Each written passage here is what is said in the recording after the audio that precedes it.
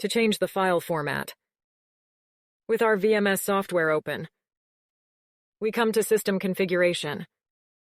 From System Configuration, we go to File Config.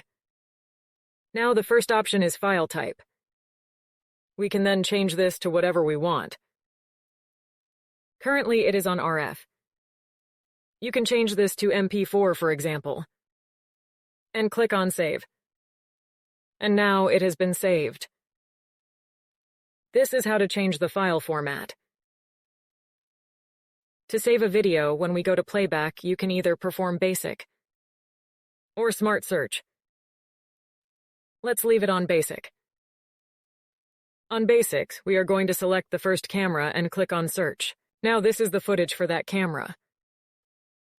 If you click on Play, you'll be able to see that footage play from the beginning, which is this one right here. To save a video, we just need to click on the third icon, which is this scissors icon. Click on it, and now we have this option. These two bars that appeared below can be used to adjust which part of the video we want to save. Once we are done doing that, you can see that the scissors icon has been changed to this disk save icon. When we click on it, we can save that video.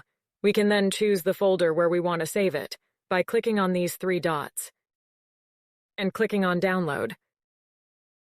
It's going to start downloading. You are going to get an error message if you don't have enough disk space to perform this operation. As long as you have enough space on your device, you just click on Download, and your video footage is going to be saved. This is how to save a video on VMS software.